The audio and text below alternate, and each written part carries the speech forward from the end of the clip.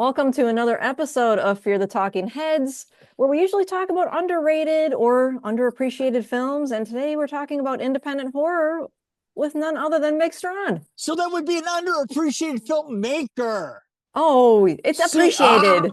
See, it started already. Cancel. Underloved, underappreciated, but also independent horror that doesn't get as much praise or attention as the big box ones. Especially back in the day, we used to make jokes like we do independent horror, which is kind of just underneath porn and right above just Hollywood lawyers. As far as respect, I'm just saying that's kind of the world that we inhabited. Yes, that's why back in the day, people didn't want to really be associated with horror at a certain point. Well, because the really funny thing is the girl who played Kristen in Nightmare on Elm Street 3, Arquette, right? Patricia Arquette, right? Arquette. These days, everybody goes, well, I can't believe that Patricia Arquette didn't come back for Nightmare on Elm Street 4. And everybody else that's in the business will like, well, are you kidding?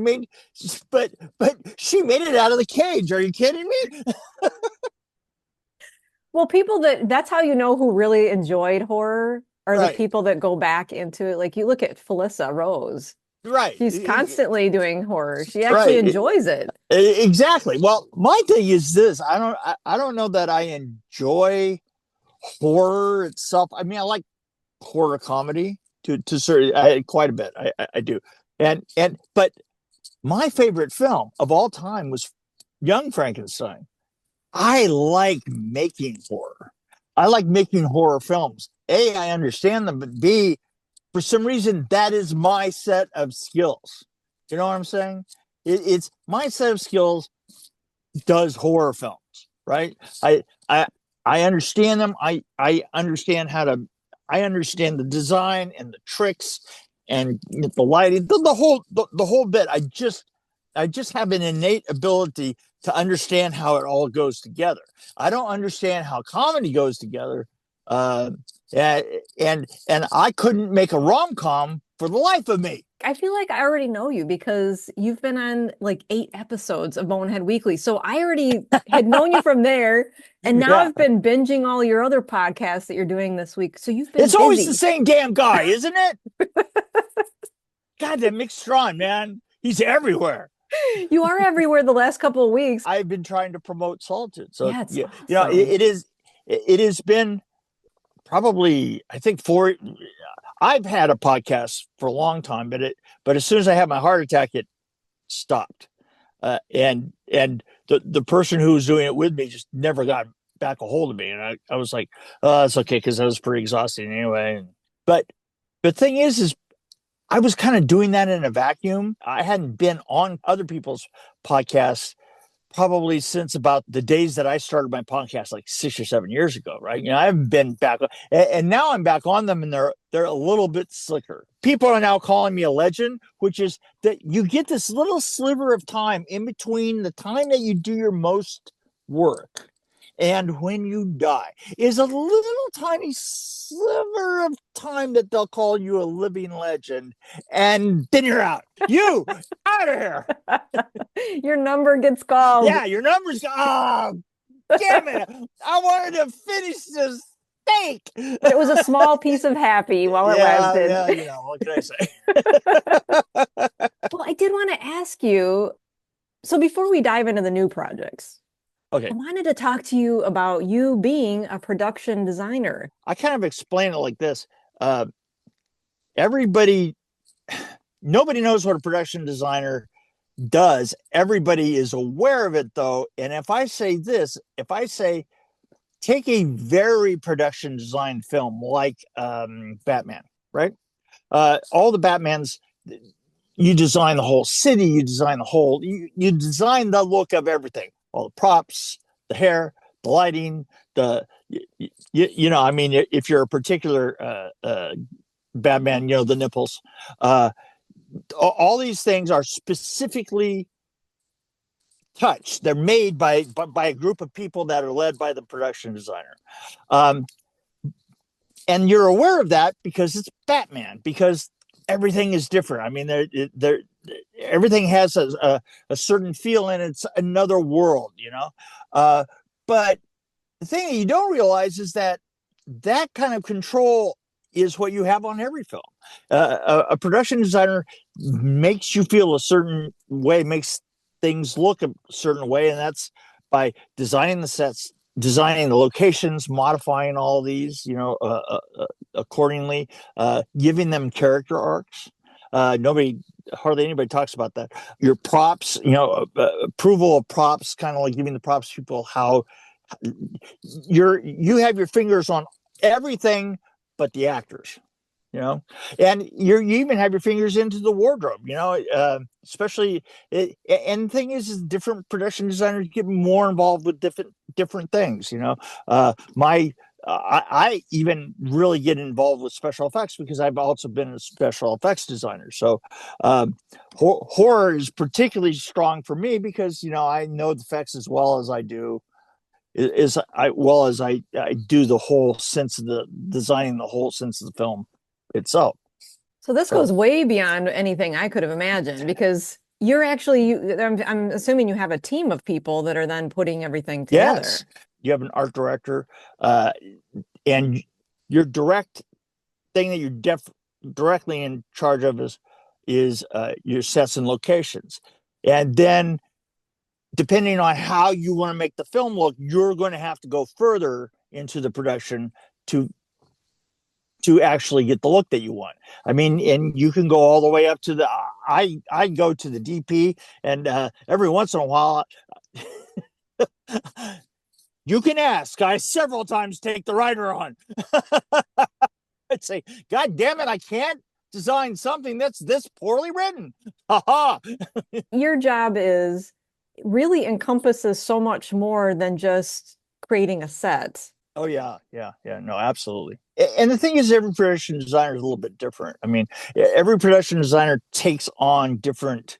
That you have a production designer that maybe comes from a costume background.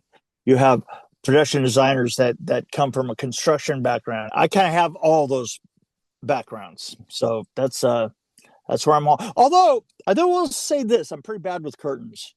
I have that ability to walk up to a gorgeous set of curtains and touch them and have them immediately turn to flame. Oh no. Okay, there's a story here. What Don't happened? know what that is. I don't know what it is. It's like oh, hey Mick, could you go get that and fold it for me? And then half an hour later they go back over to the corner and there's just like this ragtag with a hand coming out going, oh God, help me.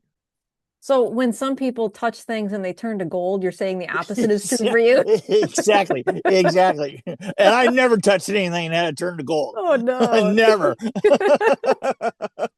Oh, another question. So I know your sister, you mentioned like costume design. So your sister was into costume designing. Right. She was. So she is the one that kind of got you started with all this. How do you go from you work in construction and then now you're helping your sister? So there's somewhere before that you were into artwork already. Well, here's the thing. And I was a photographer.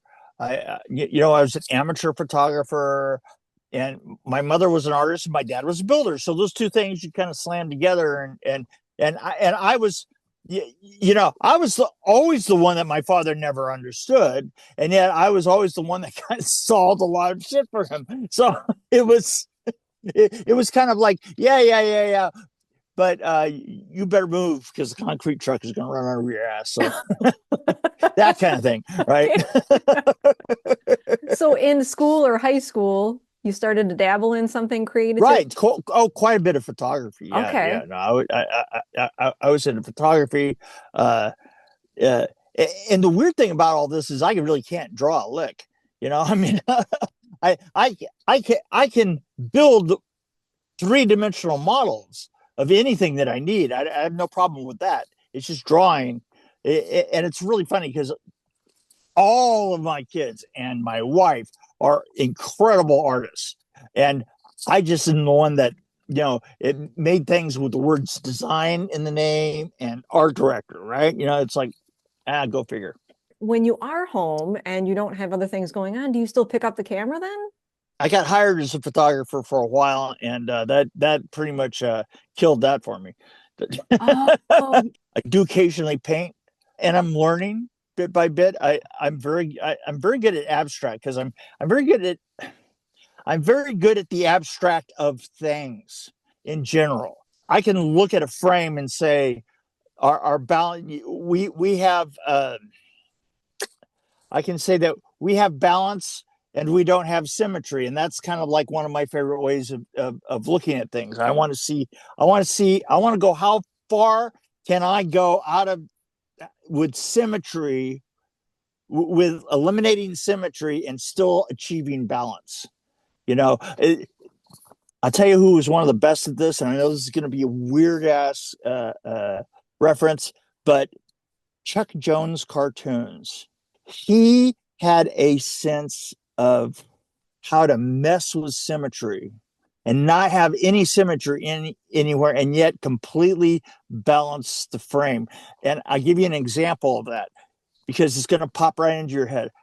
Think of the roadrunner standing on the edge of a cliff, and the cliff is just this little pinnacle of dirt that comes out, and it just makes the perfect, with the cliff all the way over there, with the start of the cliff all the way over there on the left hand. What he's done is he's created the edge of the cliff is stretching the whole frame out, right? And he's messing with that and just creating as much danger as he possibly can. And just on the edge of it is the roadrunner out there, beep beep. I mean, that's what I want to achieve in life in general, is that kind of balance, that sense of messing up the frame just right, there you go. just getting the balance of color and balance of everything, and realizing that just like red fingernails on a woman that's walking across the frame can be seen in the middle of a city.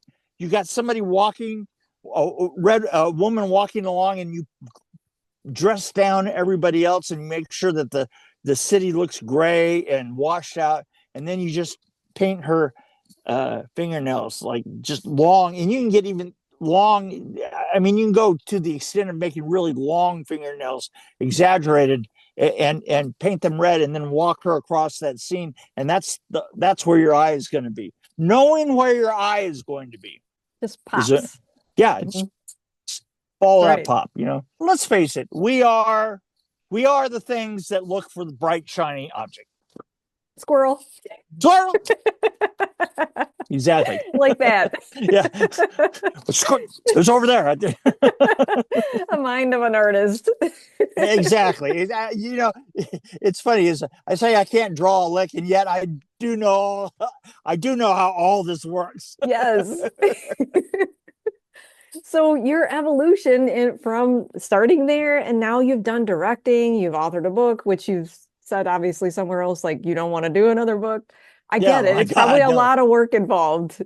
Yeah, it's a lot. It's the thing is writing a book is like 7 months of you trapped in a room with your worst enemy being you. Well, I feel like, aren't you more extroverted? And I think I am. introverts, yeah, You see, I work with people, yes. and really, a lot of it had to do with interviews and trying to pull the information together. But then to sit down and collate it and stuff. The thing that I do have to say is, I did like the process of laying the book out. I wanted it to look and feel like the film, and I think I actually achieved it. So. Yeah, taking pieces and putting them together like a little Yeah, puzzle. right, exactly. Yeah. I could see where that would almost suppress you a little bit though, because if you're someone that likes working with people, it's almost like the equivalent of putting you in a cubicle somewhere. That's what I'm saying. You're locked. You're Yeah, locked in a room with your worst enemy. You. that's it. yeah, you know. Oh God, I don't even want to spend an afternoon with this guy. And I'm locked in this room with him. Ah! Scary stuff, man. Oh, geez, it's just terrifying. So speaking of scary, I have to ask you now. I've seen Solitude, and I started to see it the back when you first dropped it. It was like that week somewhere in there. Yeah, yeah. And I think I got about 15 or 20 minutes in.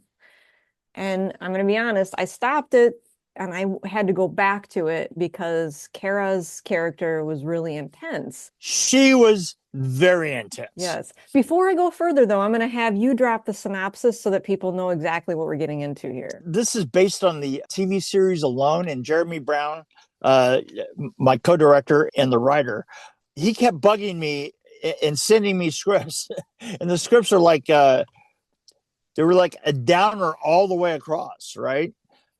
But they had this very definite feel to them. You've seen the film, and the one thing that I'm asking you at the end is what happened, and you don't know, right? You don't really know, and that's what I wanted out of that film. It's part of that balance thing, you know. It's like you hold on to the end, and then you get that amazing song at the end, right? And you go, is she crazy? Her character does that perfectly. It's kind of worked in with the actual underlying story of a Wendigo, right? Those two things are presented in a parallel, and the parallel is really interesting the way that it was done, right? Yes. And that's that parallel there is the interesting part of it, because we don't know what's fantasy and we don't know what's real, right? We Yes. don't know if starvation you know is 80% of the problem or 20% of the problem. And that was and the thing is we kind of had that discussion on set every fucking day, and we never resolved it, and that was intentional. This was my first ever Wendigo movie because I'm more into like slashers, and I thought, oh, I'm gonna give this a go, check this out. Like I said, at first, Kara, who is the main character in this movie, she was super intense, but I think it's because she's freaking hungry. And here's the thing, when you're around these people that have been on the show, and there are two of them are actually in the cast there, right? When you're around these people, and we talked to we had two people on the cast. We talked to a lot of people that had worked on the show and stuff. The number one thing that you find out is calories, and they keep talking about calories, and you're like, well, you know, you can pick that nut and berry, but actually it takes you more calories to eat it than it actually has, you know. And you're like, Interesting. and you start to get into that little this and this, and you're eating berries and stuff, but yeah, it's it's crazy because they also talk about the hallucinations and stuff, and the thing is we threw the whole thing out of balance by trying to make this, and this is more my area, is saying that I think this whole area is kind of under the spell of the Wendigo, right? You know, because there's certain things that are happening that are just weird, right? You know, and those things are being controlled by something, and that's we think that that's the Wendigo, or is it starvation? It could be. You don't know. She's out there, and you almost get the Blair Witch Project. That's the Right. kind of that's what I thought of watching it, hearing things while she's inside the tent, and that just seems terrifying to me because Right. Exactly. okay, your mind is creating something that you can't see yet because you haven't peeked your head out of the tent.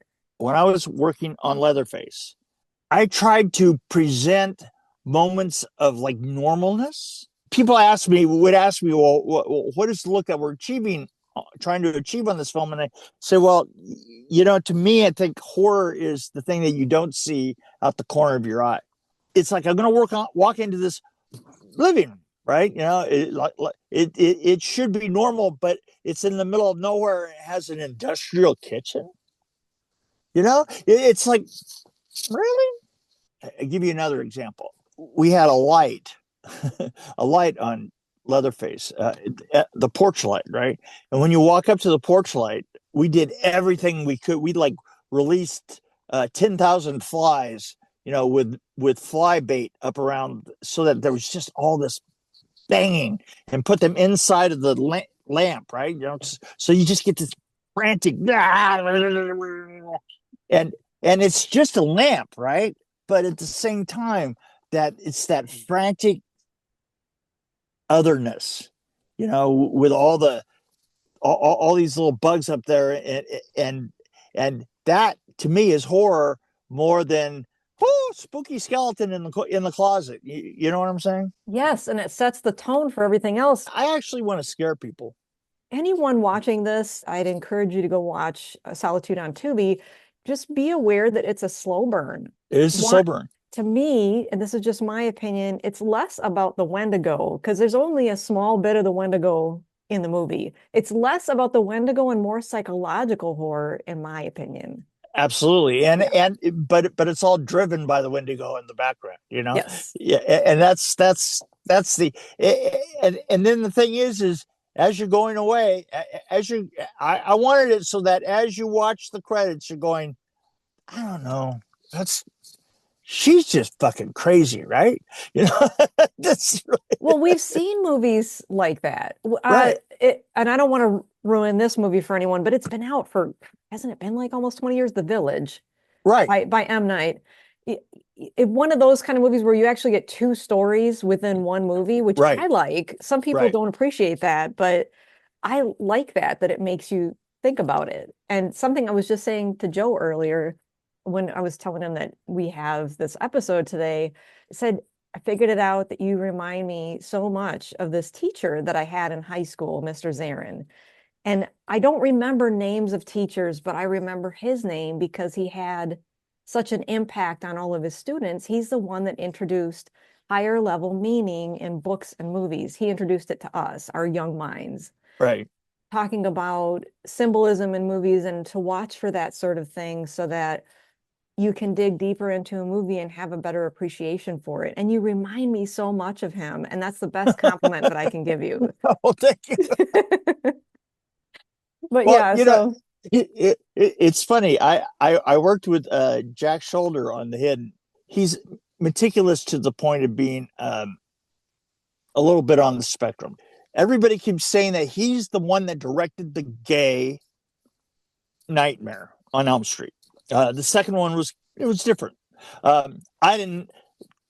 To me, I don't know that it was a great that it was one of the best. But the thing is it definitely had a gay undertone to it. right. And and the thing is you talk to Jack and you go, and Jack goes, yeah, no, I didn't realize it at all. You know, I had no idea. And you want to go to yourself, that's kind of like this movie in a way, because you go, really? Really? Because that seems almost impossible. But when you get to know Jack, you go, oh yeah, yeah, it is possible. I have an appreciation for that though. Movies that aren't just I mean, listen, there are movies that you just want to be mindless, eat your popcorn and just watch it Right, and zone right, out. exactly. But movies that have a what if, like you said with Solitude, movies that have a what if she's crazy? What if that really didn't happen that way? What if she turned into the Wendigo and we're just What? seeing it from a different perspective? Oh Because yeah. What if it's that's only in her head, or yeah, yeah, you just uh, I I enjoyed that we got that out of it, and the the funniest thing about it is the way that we did it is we never resolved it when we were on set. We just shut up and film. You know, it's like we would go one way for a little bit and then go for the other, and I go, yeah, no, this is right. This is the way I'm going to do this. I'm going to go this way. I'm going to go that way. I'm going to go that way. I'm going to go that way, and all the time we're arguing as we go along, and I'm going, yeah, you know, this is still working out great. No problem. years ago when before it's 2023 is when I had first started going to Scarefest and started getting an interest in movies more than just their face value. I never knew how much went into filming. And I know that sounds really naive, but I didn't until, and you're talking too, and I'm just like fascinated by it because there's so much more to it than we would even think. Oh yeah, Like, and the thing is one of the old expressions goes, you make a movie three times. You know, you make it when you write it, you make it when you film it, and you make it when you edit it. And the really interesting thing is when you do the whole thing, then you totally understand that. You go, because if you're always on the set all the time or if you're on the set all the time, then you have this one point of view, right? And that's and you can just walk away from it going, well, yeah, but that's what we made, right?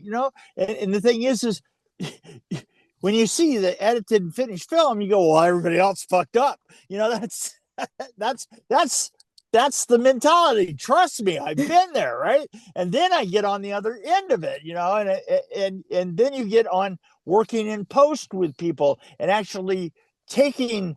It's funny.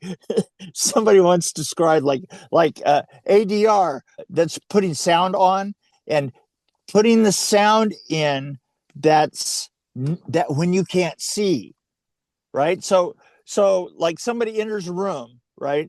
And I'll give you this just as an example of how you change things in post.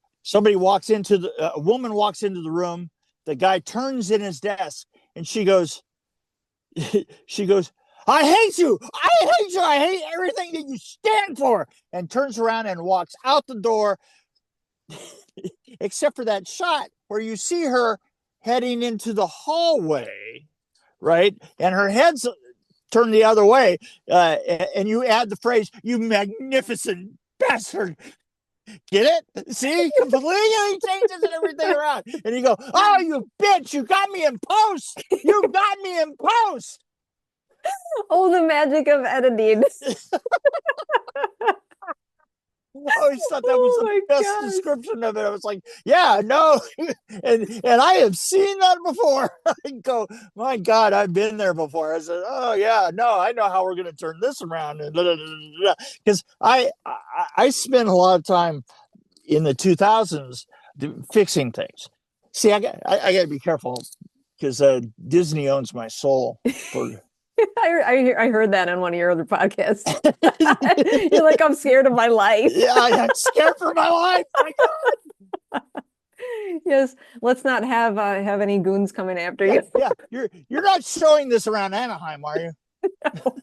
Okay, good. As long as the internet doesn't reach to Anaheim, I'm good. Oh my gosh. Yeah, be careful now. So with your finished product, I always think about the podcast, when I put something out on YouTube, I go in, I put my B-roll in, and it's fun having this conversation with you, but it's also fun to go in and put the B-roll so that visually, while people are watching it, they're just not seeing our faces, Right. So you throw in a bit and piece off of a film and stuff like that. That's it. And afterwards, I look at it and I just think it's this cool creation that has come together almost as a piece of art. And I would think that that's how you look at your movies after they're out and edited as well. Yeah, it's and I keep thinking to myself, I don't know if I want to direct again because it's just a little bit much. I like the production design because I can say, no, you go do this and you go do that, and I'm going to go to my hotel room and take a nap because I'm fucking 68 years old, right? And damn it, you deserve it. Come on, damn it. I deserve it now. Once again, I'm actually getting to the point to where I think that you can look at my stuff and I'll come in and advise. I'm having some people that probably next year I'll be production designing Ragaru, which is a werewolf in the Louisiana Bayou. So I'll go. I want to go do that with Eric Mathis. There's an amazing script for a film called Phobia that my friend Nick Benson is going to be doing. And I will go out there and sit beside him and he'll direct and I will form a consensus with him. No, that's one that I'm interested in because you said it's about you're like zombie-ish, vampire-ish. So which one is it, or is it a little bit of both? Yeah, a little bit of both. Oh, I like it. Yeah. It's like the evil take over the town kind of thing. Well, now the other one, Pig Hill. You want to talk about that? Pig Hill is I was production designer on Pig Hill. It is a very disturbing film. It is a they're trying not to get an NC-17. It's about the pig people that live up on in Meadville that they have a radio tower in town, a radio tower that sits on a mountain. And there's a story that has always been going around in that town. An actual story in the town is based on a book by Nancy Williams called Pig. And the book is based on the urban myth that there are hybrid pig people that live up on the hill. And I guess it's been a myth for forever in Meadville. And we've done our best to exploit that. People are always saying they want something new in horror. Well, this doesn't sound like it's been done. So yeah, no, it definitely hasn't. Now everyone knows Margaret Qualley from Substance. This is her sister in this one, Rainey Qualley. Yeah, Rainey Qualley. Yeah. So yeah. That's cool. So, yeah, there you go. It's got a killer cast. The acting is amazing in it. It's got R.A. Mihailoff from Leatherface in it. Originally, the director was going to be Jeff Burr, but Jeff Burr didn't make it.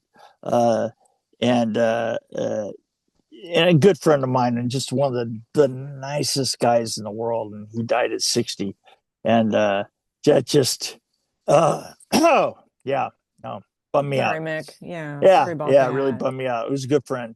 And the Night of the Scarecrow, which I finally saw. It feels a little bit cartoonish, It's got a very daytime TV cast, kind of, but it goes crazy pretty quick, and it just stays there, and you're like, wow. And the weird thing is, I was the production designer on it, and for one thing, I hardly remembered anything about doing it. It surprised me to watch the film, and all of a sudden I was like, oh yeah, God, I remember that. And it's like, yeah, of course you should remember that. You built all that. It's like just going through the motions of it all. I don't know. Yeah, I don't know what it is that the only thing I could ever remember in the long run was we had a bulldozer that we were at some point, the mystery Scarecrow makes the bulldozer mysteriously just start plowing through the corn, and it's intercut with shots of people running in front of it. But being as you can't see anything in the corn, basically what we did was put a camera behind it, and just let it run. And then we went and did close-ups of people running in the corn. We were like, well, we can't have anybody up there on it because we're getting all screwed up. We were just all standing there, and this bulldozer is going through the corn, and we started it, and we figured that we would just jump up on the side of it and get up, but there's nothing but treads up in there, right? And by God, we had a hell of a time, man. When it's like the whole crew is like going after this bulldozer as it just yeah. Well, that creates quite the visual. Yeah. You mentioned working with RA at some point. Is that how you two met? Was on Leatherface 3? Yeah, Leatherface 3. Yeah, so that's a long friendship. So I worked with RA through that, and we got together back on Pig Hill. So that's a pretty big gap. It's showing in some theaters now. They have a distributor. I don't think they have a release date on when it's going to be, on streaming. Well, I can definitely tell you're passionate about your work, which I think is important since we spend how many hours a day where we work, how we create income. So that's good. It's true. But one thing I do always wonder, and this will be my last question for you. What do you like to watch on movies and TV? And what would you recommend? I have I like eclectic, weird films. Probably the best way to answer that is to tell you my 3 favorite films. Young Frankenstein, The Fifth Element, and Galaxy Quest. Galaxy Quest was so fun. Galaxy Quest is the best Star Trek film. Right? I mean, come on, by a mile, it's the best one. And I don't think anyone really talks about it. It is one of those films that I see probably 3 or 4 times a year. Anything that you've seen recently that you'd recommend to others? Here's another weird film. A film called Dave Made a Maze. It's amazing. It is a believable horror film that uses red yarn for blood, and it works. It's there is a point in that film where everybody becomes a Muppet for no particular reason. So everyone who's watching, he's giving you some weird films to watch. Some of them aren't so weird though. I feel like Galaxy Quest is just a fun movie. But that one I've not heard of, that last one. So track it down. It's a good one. I shall. It is like probably it has all these elements to it that are so me. And I actually gotten to really know the director. I called him up out of the blue and I said, dude, I love this film. And he goes, yeah, I do too. Doesn't seem like anybody else does. But I said, you and me, man, we're simpatico. It's amazing. Well, Mick, thank you so much for the fun chat tonight. I appreciate you taking the time. Welcome. Yeah, this was great. Feel like I've gotten to know you a little better now. There you go. If that was what you're trying to achieve, this is what did it. Well, enjoy your rock star tour of the podcasts. I will. Going forward. Thank you very much. You are very welcome. We'll see you. Bye. Bye-bye.